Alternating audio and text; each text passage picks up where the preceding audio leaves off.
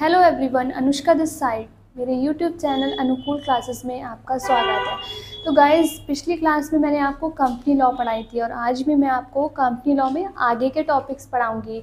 Last class में मैंने आपको सिखाया था meaning of company, definition of company, characteristics of company and kinds of company. ये चीज़ें मैंने आपको लास्ट क्लास में पढ़ाई थी। आज मैं आप लोगों को पढ़ाने जा रही हूँ फॉर्मेशन ऑफ अ कंपनी, मतलब कंपनी कैसे बनती है, कंपनी को कैसे बनाया जाता है और कौन कंपनी को बनाता है, क्या क्या चीज़ें रिक्वायर्ड होती हैं कंपनी बनाने के लिए, कौन कौन से डॉक्यूमेंट्स लगते हैं, ये सारी चीज़ें आज मैं कवर करूँगी। गाइस, पहले भी मैंने आपको बताया था जो कंपनी लॉ सब्जेक्ट है वो बहुत से एग्ज़ाम्स में काम आता है, जैसे BBA fourth semester, BCom second year, BCom honours second year and CS executive and CA IPCC। तो इन सभी स्टूडेंट्स के लिए ये जो टॉपिक है formation of a company, subject company law का, ये इम्पॉर्टेंट है। So let's start. Formation of a company, company कैसे बनती है guys? It's a very long process, ये एक लंबा प्रोसेस है। इट गोज थ्रू 4 स्टेजेस, ये एक लंबा प्रोसेस है। ये 4 स्टेजेस में कंप्लीट होता है। कंपनी बनाने के लिए हमें 4 स्टेजेस को पास करना होता है। Private company needs to go through only starting 2 stages, but public company needs to go through all the 4 stages. Guys, मैंने लास्ट क्लास में आपको बताया था public company and private companies के बारे में। अब मैं बता रही हूँ फॉर्मेशन ऑफ कंपनी की कंपनी कैसे बनाए। तो पब्लिक कंपनी कैसे बनती है एंड प्राइवेट कंपनी कैसे बनती है, दोनों का प्रोसीजर अलग अलग है। जब हम प्राइवेट कंपनी बनाते हैं तो हमें सिर्फ स्टार्टिंग की 2 स्टेजेस ही फॉलो करनी है, और जब हम पब्लिक कंपनी बनाएंगे तो 1, 2, 3 एंड 4, ये 4 स्टेजेस हमें पूरी करनी होंगी, तभी हम पब्लिक कंपनी बनाएंगे। तो अगर हम प्राइवेट कंपनी बना रहे हैं तो कम टाइम में प्राइवेट कंपनी बन जाती है, लेकिन पब्लिक कंपनी बनाने के लिए हमें चारों स्टेजेस को पास आउट करना होता है, तब जाकर हमारी कहीं पब्लिक कंपनी तैयार होती है। तो गाइज, वन बाय वन मैं आपको चारों स्टेजेस के बारे में सिखाऊंगी कि क्या क्या है स्टेजेस और इनमें क्या क्या प्रोसीजर रहता है, क्या क्या डॉक्यूमेंट्स हमें रजिस्ट्रार ऑफ कंपनीज को भेजने पड़ते हैं। तो चलिए मैं आपको सिखाती हूँ। इनमें जो सबसे फर्स्ट पहली स्टेज है that is promotion of a company, कि कंपनी का प्रमोशन कैसे करते हैं। सेकेंड वन इज इनकॉर्पोरेशन और registration of a company. Promotion के बाद कंपनी के इनकॉर्पोरेशन या फिर रजिस्ट्रेशन, मैंने आपको लास्ट क्लास में बताया था कि इनकॉर्पोरेशन को ही हम रजिस्ट्रेशन बोलते हैं।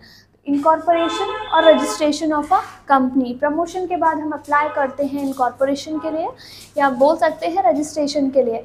अगर कोई प्राइवेट कंपनी है और ये स्टेजेस हो गई पूरी तो हमारी प्राइवेट कंपनी फॉर्म हो जाती है, बन जाती है। उसको ये दोनों स्टेप फॉलो नहीं करने पड़ते हैं, ये 2 स्टेजेस पूरी हो गई, then it can commence its business. वो अपना बिजनेस और अपनी एक्टिविटी शुरू कर सकती है, उनको यहाँ ये सब करने की नीड नहीं है। और अगर ये एक पब्लिक कंपनी है तो सबसे पहले promotion of a company, then apply for the incorporation और registration of a company to the ROC of the company. Guys, कुछ फुल फॉर्म्स आप लोग याद रखिएगा। ROC it means registrar of companies. तो ये चीज़ें आप लिख कर रखिए, ये चीज़ें हम पूरे कंपनी लॉ में again and again repeated mode पर पढ़ेंगे। थर्ड इज कैपिटल सब्सक्रिप्शन और फ्लोटेशन। एक ही बात है, कैपिटल सब्सक्रिप्शन और फ्लोटेशन, कि किस तरह से पब्लिक कंपनी अपनी कैपिटल इशू करेगी, किस तरह से पब्लिक उसको सब्सक्राइब करेगी, ये चीज़ें हम यहाँ पर सीखेंगे। ये लिखा भी है only for public company, not for a private company. उसके बाद हमारी लास्ट स्टेज आती है कमेंसमेंट ऑफ बिजनेस। कमेंसमेंट का मतलब होता है स्टार्टिंग ऑफ बिजनेस, कैसे करके हम बिजनेस को स्टार्ट कर सकते हैं।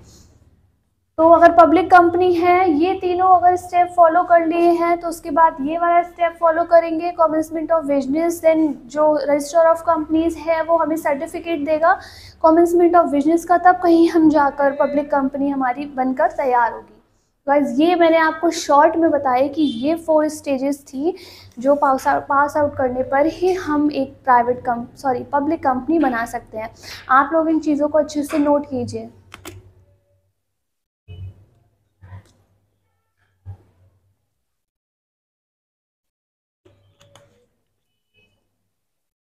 सो गाइज अब मैं आपको बताती हूँ, एक एक करके सिखाती हूँ कि कैसे करके ये स्टेजेस हमें सीखनी है। First is promotion of a company. Company का प्रमोशन कैसे होगा? This is the first step to form a company. Okay, execution process, ये एक एग्जीक्यूशन प्रोसेस है कि इसमें कंपनी बनाई जाती है, इसमें जो एक्टिविटीज़ हैं, जो भी प्रोसीजर है वो किया जाता है, इसीलिए हम बोलते हैं एग्जीक्यूशन प्रोसेस। और ये कौन करता है? प्रमोशन का काम करते हैं हमारे प्रमोटर्स, इनको हम बोलते हैं प्रमोटर्स। तो who executes the process of promotion is called the promoter of a company. ये कोई भी हो सकता है। इसमें अब हम सीखेंगे कि प्रमोशन में, जो प्रमोशन ऑफ कंपनी है, इसमें प्रमोटर को कौन कौन से काम करने पड़ते हैं, क्या क्या स्टेप्स उसको फॉलो करने पड़ते हैं। तो पहला स्टेप है डिस्कवरी ऑफ और रिसर्च ऑफ फैक्ट्स। गाइस सबसे पहले प्रमोटर क्या करता है? रिसर्च करता है, डिस्कवरी करता है फैक्ट्स की, क्या क्या बिजनेस अपॉर्चुनिटीज़ हैं, कि हम क्या क्या अपनी कंपनी के लिए हम कौन कौन से बिजनेस कर सकते हैं। तो इसीलिए हम इसको बोल रहे हैं डिस्कवरी और रिसर्च ऑफ फैक्ट्स और अपॉर्चुनिटीज़। क्या क्या चीज़ें हैं हमारे सामने, जहाँ पर भी हम रह रहे हैं वहाँ में क्या क्या अपॉर्चुनिटीज़ हैं, किन किन बिजनेस को हम कर सकते हैं और क्या क्या अवेलेबिलिटी हमारे पास है। तो प्रमोटर ने सबसे पहले ये पॉइंट कवर किया। उसके बाद ये सारे स्टेप्स प्रमोटर ही कर रहा है। सेकंड है फिजिबिलिटी और कैपेबिलिटी। फिजिबिलिटी का मतलब है वो लीगल कंप्लायंसेस देखेगा। प्रमोटर चेक करेगा कि अगर हम प्राइवेट कंपनी बना रहे हैं या पब्लिक कंपनी बना रहे हैं, या तो उनके ऊपर कौन कौन से लीगल कंडीशंस लगेंगी, क्या क्या लीगल प्रोसीजर रहेंगे, क्या क्या फॉर्मेलिटीज़ लीगली पूरी करनी पड़ेंगी, क्या क्या लीगल कंप्लायंसेस रहेंगी। इट मीन्स क्या क्या रूल्स रहेंगे, क्या रेगुलेशंस हैं, क्या प्रोविजंस हैं पब्लिक कंपनी पर, प्राइवेट कंपनी पर, या ओपीसी पर, या किसी भी तरह की कोई भी कंपनी पर। तो फिजिबिलिटी का मतलब ये हुआ लीगल कंप्लायंसेस। प्रमोटर ये सारी चीज़ें चेक करेगा फॉर प्रमोशन ऑफ कंपनी। उसके बाद वो कैपेबिलिटी देखेगा। कैपेबिलिटी का मतलब होता है फाइनेंस, कि अगर हम कोई कंपनी बना रहे हैं, प्रमोटर देखेगा कि हमारे पास पैसा कितना है, मतलब फाइनेंस कितना है और कितना चाहिए, कितना है, कितना चाहिए और कितना हम कहीं से अरेंज कर सकते हैं। बैंक से लोन ले सकते हैं या शेयर्स इशू कर सकते हैं, डिवेंचर्स इशू कर सकते हैं। इन सारी चीज़ों को प्रमोटर अपने माइंड में कंसीडर करेगा। इसको हम कहते हैं कैपेबिलिटीज़। एक चीज़ आप याद रखिएगा, जो पैसा उनको चाहिए, अगर प्राइवेट कंपनी बना रहे हैं तो वो अपने शेयर्स पब्लिक को इशू नहीं कर सकते। ये प्राइवेट कंपनी के ऊपर एक रेस्ट्रिक्शन है कि private company shares publicly issue नहीं कर सकती। उनको प्राइवेट प्लेसमेंट से ही अपने शेयर्स इशू करने पड़ते हैं, सब्सक्राइब कराने पड़ते हैं। But if it's a public company तो वो फ्रीली अपने शेयर्स को पब्लिक को इशू कर सकती है और पब्लिक सब्सक्राइब करती है। तो ये हो गया कि फाइनेंस अरेंज करने के लिए पब्लिक कंपनी या प्राइवेट कंपनी कैसे क्या करेंगे। तो सेकेंड स्टेप में प्रमोटर ने ये सारी चीज़ें कंसीडर की। उसके बाद हम आते हैं थर्ड स्टेप पर। दिस इज प्रीलिमिनरी कॉन्ट्रैक्ट्स और एग्रीमेंट्स। गाइज अभी प्रमोटर कंपनी बना रहा है, बनाने के बारे में सोच रहा है, अभी कंपनी एक्चुअल में फॉर्म नहीं हुई है। तो कंपनी बनाने से पहले जो प्रमोटर है उसको कंपनी के लिए, कंपनी के बिजनेस को चलाने के लिए कोई प्रॉपर्टी भी लेनी पड़ेगी, तभी वो कंपनी चला पाएगा। कुछ राइट्स भी एक्वायर करने पड़ेंगे, तभी ही जाकर कंपनी वो चला पाएगा। तो ऐसे कॉन्ट्रैक्ट्स जो कंपनी को फॉर्म करने से पहले प्रमोटर एंटर जिनमें करता है, जो कॉन्ट्रैक्ट्स, जो एग्रीमेंट्स प्रमोटर कंपनी बनाने से पहले करता है, उनको हम कहते हैं प्रीलिमिनरी कॉन्ट्रैक्ट्स और एग्रीमेंट्स। तो मैंने यहाँ लिखा है those contracts which are entered by promoter before formation of a company to acquire some property for a company.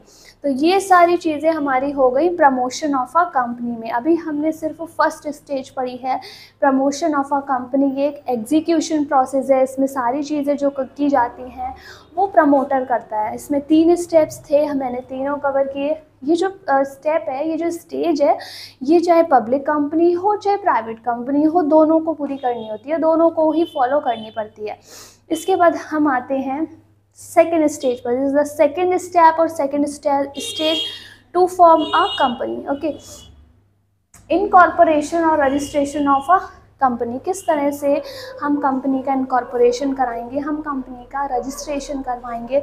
जो कंपनी का रजिस्ट्रेशन है वो उसके लिए हमें अप्लाई करना पड़ता है रजिस्ट्रार ऑफ कंपनीज़ के पास। हम इसके लिए हम क्या क्या करते हैं, in this stage the company gets registered and comes into existence. जब हमारी कंपनी का इनकॉर्पोरेशन हो जाता है या रजिस्ट्रेशन हो जाता है, तब जाकर कहीं कंपनी हमारी एग्जिस्टेंस में आती है कि ये कंपनी एग्जिस्ट कर रही है। It comes into existence when it is registered as per Companies Act 2013. Guys, कल भी मैंने आपको बताया था, पहले जो हमारा एक्ट था that was the Companies Act 1956, but now it is amended to the Companies Act 2013. तो कोई भी कंपनी एग्जिस्टेंस में तभी मानी जाएगी जब वो रजिस्टर्ड है under the Companies Act 2013. Compliance of all the provisions, rules and regulations of companies act 2013. अगर कोई भी कंपनी आप बना रहे हैं तो आपको सारे रूल्स, सारे रेगुलेशंस, सारे प्रोविजंस फॉलो करने पड़ते हैं द कंपनीज एक्ट 2013 के, कभी तभी आपकी कंपनी एग्जिस्टेंस में आती है. Some documents need to be filed with the registrar for registration. At the time of incorporation और रजिस्ट्रेशन हमें कुछ डॉक्यूमेंट्स रजिस्ट्रार ऑफ कंपनीज के पास भेजने होते हैं, उनको फाइल करने होते हैं, और अगर वो सेटिस्फाई हो जाते हैं कि हाँ ये डॉक्यूमेंट्स ठीक हैं, तब जाकर वो कहीं कंपनी का रजिस्ट्रेशन करते हैं और आपको देते हैं certificate of incorporation, certificate of registration. तब हमें पता चलता है कि हमारी कंपनी एग्जिस्ट कर रही है, वो रिकॉर्ड्स में हमारी कंपनी का नाम लिख देते हैं. गाइस, कौन कौन से डॉक्यूमेंट्स हमें रजिस्ट्रार के पास फाइल करने पड़ते हैं वो चीज़ मैं आपको बताऊंगी. Some documents need to be filed with registrar for registration. Step 1, सबसे पहले हम क्या भेजेंगे? MOA. ये भी आप नोट कर लीजिए, ये अच्छे से नोट कर लीजिए, ये दोनों पॉइंट्स MOA एंड AOA, इनकी फुल फॉर्म आप नोट कीजिए, क्योंकि पूरे कंपनी लॉ में अगेन एंड अगेन हम ये चीज़ें पढ़ेंगे. MOA it means memorandum of association. Second AOA it means articles of association. MOA means memorandum of association and AOA means the articles of association. ये पहले मैं बताती हूँ. MOA मेमोरेंडम ऑफ एसोसिएशन, जब आप किसी कंपनी का रजिस्ट्रेशन कराने जा रहे हैं तो सबसे पहला डॉक्यूमेंट यही है जो आपको फाइल करना पड़ेगा रजिस्ट्रार ऑफ कंपनीज के पास. MOA को हम बोलते हैं it's a charter document of the company. इसको भी आप लोग नोट करिए. MOA, इस पर आपका MCQ बनता है. MOA is the charter document of a company. ठीक है, इसको हम charter document of the company बोलते हैं. ये जो डॉक्यूमेंट है ये प्रॉपर्ली साइंड होना चाहिए. इसमें साइन कौन करेगा? जितने भी लोगों ने फॉर्मेशन में आप पार्टिसिपेट किया है वो सब इसमें साइन करेंगे. और अगर ये पब्लिक कंपनी है तो इसमें एटलीस्ट 7 मेंबर्स साइन करेंगे. कल मैंने आपको बताया था प्राइवेट कंपनी में एटलीस्ट 2 मेंबर्स होने चाहिए and maximum there should be 200 members. And if it's a public company then there should be minimum 3 members and for maximum there is no limit. So अगर हम प्राइवेट कंपनी बना रहे हैं तो उस पर साइन होंगे मिनिमम 2 मेंबर्स के, और अगर हम पब्लिक कंपनी बनाने जा रहे हैं तो इस पर साइन होंगे एटलीस्ट 7 मेंबर्स के, प्लस सारे फाउंडर्स के, मतलब सारे प्रमोटर्स के इस पर साइन होंगे. और इसको प्रॉपर्ली स्टैम्प्ड होना चाहिए. ठीक है, जो कंपनी की सील होती है, कॉमन सील, जो मैंने आपको लास्ट क्लास में बताया था उसके बारे में, वो भी कंपनी के जो ये है मेमोरेंडम ऑफ एसोसिएशन, इस पर लगी होनी चाहिए. तो ये था फर्स्ट डॉक्यूमेंट जो हम फाइल करेंगे to the registrar of companies for the incorporation और for the registration of company. Second पर हम आते हैं आर्टिकल्स ऑफ एसोसिएशन. इसको हम शॉर्ट में बोलते हैं AOA. ये डॉक्यूमेंट पर भी आपके जो है साइन होना चाहिए. जिन्होंने MOA पर साइन किया था उन सभी के साइन AOA पर होने चाहिए. ये भी प्रॉपर्ली स्टैम्प्ड होना चाहिए. राइट. थर्ड हम आते हैं लिस्ट ऑफ डायरेक्टर्स. हम एक लिस्ट बनाएंगे जिसमें उन सभी मेंबर्स के साइन होंगे जो कि कंपनी में एज अ डायरेक्टर वर्क करना चाहते हैं, और इस लिस्ट को हम रजिस्ट्रार ऑफ कंपनीज के पास फाइल करेंगे फॉर द रजिस्ट्रेशन और for the incorporation of a company. ये 3 चीज़ें मैंने आपको बताई. फोर्थ है consent of directors written. Guys एक कंसेंट होनी चाहिए कि जो भी लोगों ने एज अ डायरेक्टर साइन किया है उनकी रिटन अप्रूवल बोल सकते हो, कंसेंट का मतलब अप्रूवल, उनकी रिटन अप्रूवल होना चाहिए कि उन्होंने वो अपने मन से डायरेक्टर बन रहे हैं और वो डायरेक्टर हैं। इस चीज़ की उनकी अप्रूवल होनी चाहिए और इस चीज़ को, इस कंसेंट को हम रजिस्ट्रार ऑफ कंपनीज़ के पास भेजेंगे फॉर इनकॉर्पोरेशन और रजिस्ट्रेशन। तो ये हम डॉक्यूमेंट्स पढ़ रहे हैं जिनको हमें रजिस्ट्रार ऑफ कंपनीज़ के पास भेजना है फॉर रजिस्ट्रेशन और for incorporation of a company. Fifth, notice of office address. आपका एड्रेस कहाँ पर है, आपका ऑफिस कहाँ पर है, उसका एड्रेस क्या है, उस चीज़ का भी नोटिस हम रजिस्ट्रार ऑफ कंपनीज को भेजेंगे।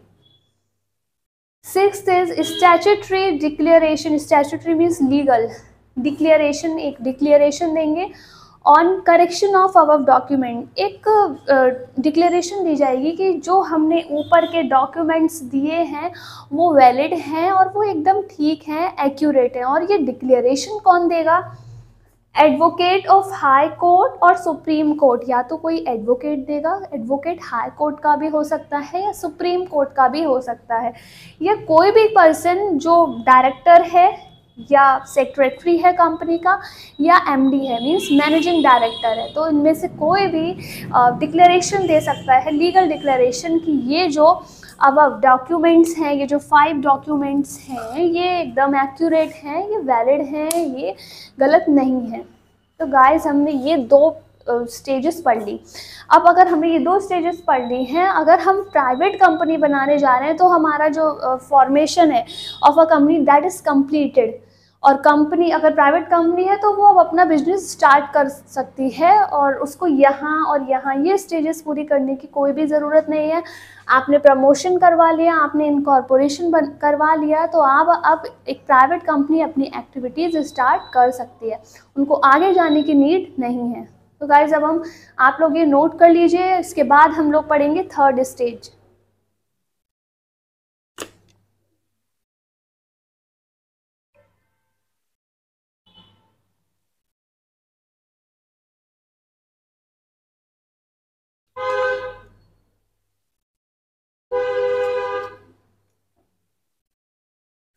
तो स्टूडेंट्स अब हम आते हैं 3rd स्टेज पर।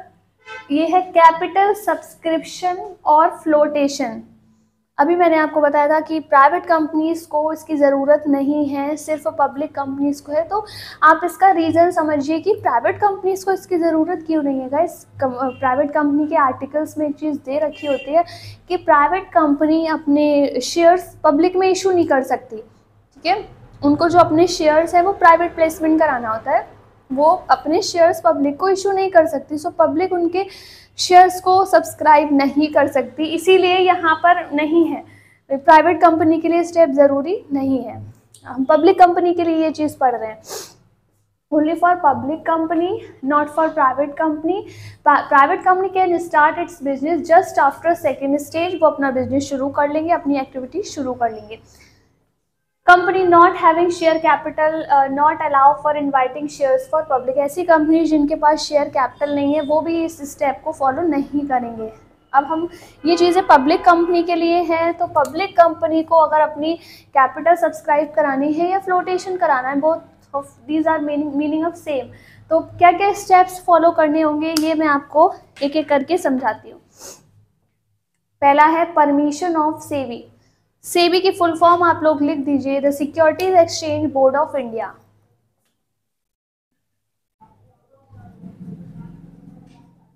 The securities exchange board of India.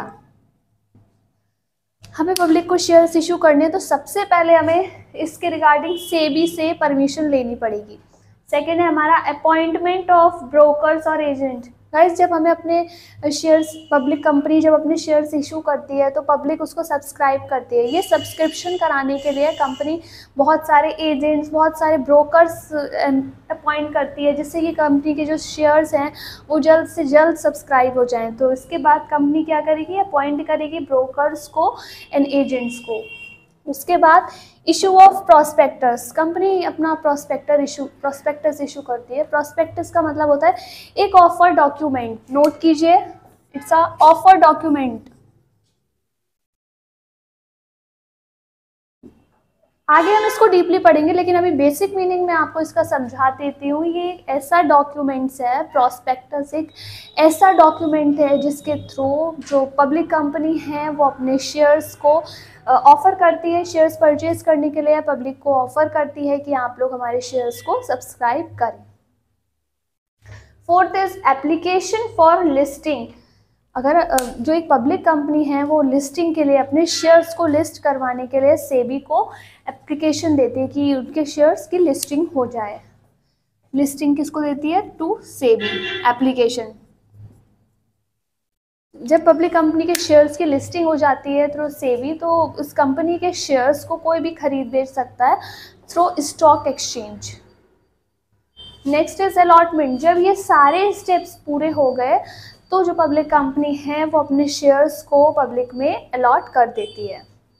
तो ये हमारी थी थर्ड स्टेज, कि इसमें इतने सारे स्टेप्स थे जो कि हमने पूरे किए तो जाकर हमारा कैपिटल सब्सक्रिप्शन हुआ। गाइस एक पॉइंट रह गया आपका, जब हमने ये इनकॉर्पोरेशन वाला पढ़ा था तो ये सारे स्टेप्स पूरे करने के बाद एक जो आरओसी, अगर उसको लगता है कि सारी चीज़ें ठीक है, सारे डॉक्यूमेंट्स ठीक हैं, वैलिड हैं, डिक्लेरेशन भी ठीक है, तो वो एक आरओसी क्या देता है? Certificate of incorporation.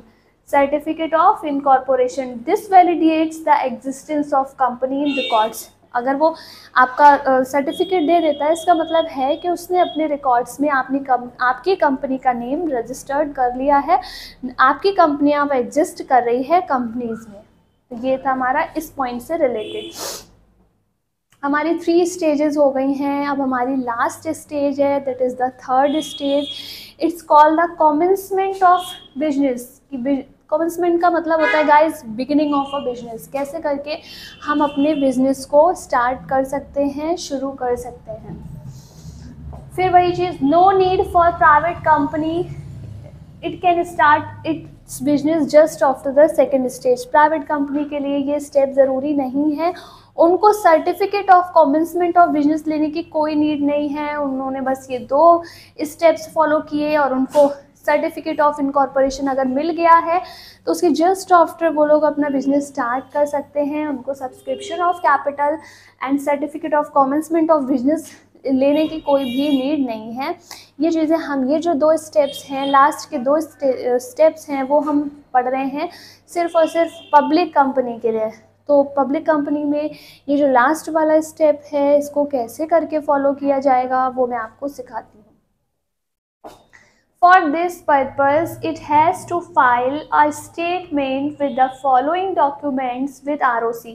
जैसे हमने यहाँ पर डॉक्यूमेंट्स ROC को भेजे थे, वैसे हम यहाँ पर भी ROC, इसकी फुल फॉर्म होती है रजिस्ट्रार ऑफ कंपनीज, उनके पास हम कुछ डॉक्यूमेंट्स फाइल करेंगे। फुल फॉर्म गाइस लिख लीजिए आप, रजिस्ट्रार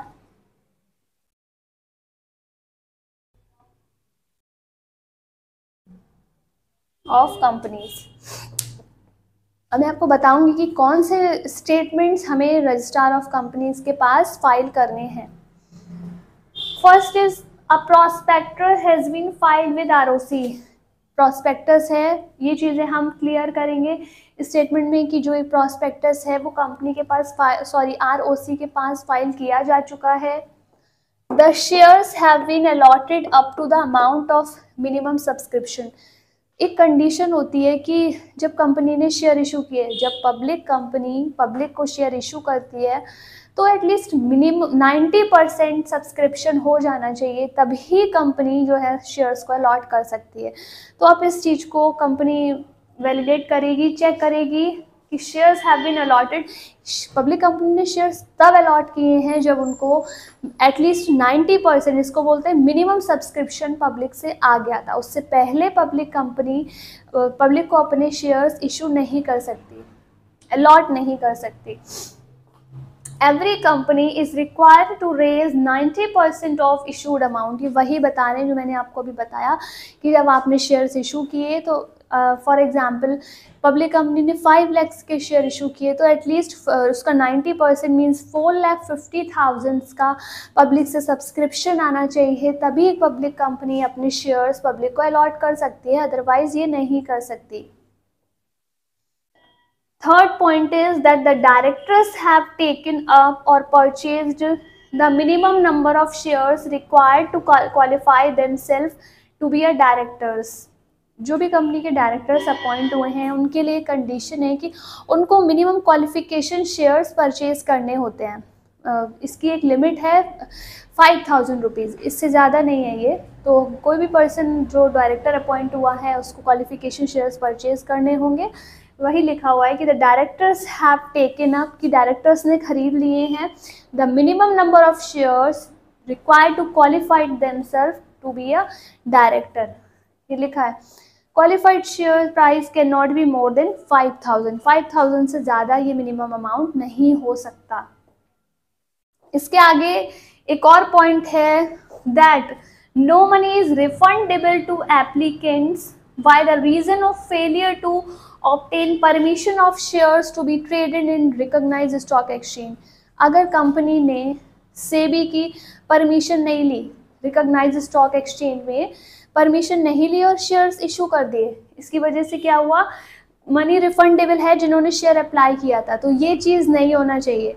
आपने अगर शेयर इशू किए तो उससे पहले आपने सेबी की परमिशन ली होनी चाहिए, तभी आप शेयर्स इशू कर पाएंगे, अदरवाइज आपको जो है मनी, जो आपने पैसा पब्लिक से लिया है वो रिफ़ंड करना पड़ेगा। तो इस तरह का कोई रिफंडेबल अमाउंट नहीं होना चाहिए जो आपको पब्लिक को वापस करना है, क्योंकि आपने सेबी के कंप्लाइंसेस पूरे नहीं किए, रिकॉग्नाइज्ड स्टॉक एक्सचेंज के कंप्लाइंसेस पूरे नहीं किए। इसके लिए आपको क्या करना है, जब भी आप शेयर इशू करें, शेयर्स इशू करने से पहले सेबी की परमिशन लें, रिकॉग्नाइज्ड स्टॉक एक्सचेंज की परमिशन लें, उसके बाद ही शेयर्स इशू करें। अदरवाइज़ अगर आपने बिना परमिशन के पब्लिक को शेयर इशू कर दिए तो कल को आपको वो पैसा एप्लीकेंट्स को वापस करना पड़ सकता है जो कि आपने पब्लिक से, एप्लीकेंट से लिया था।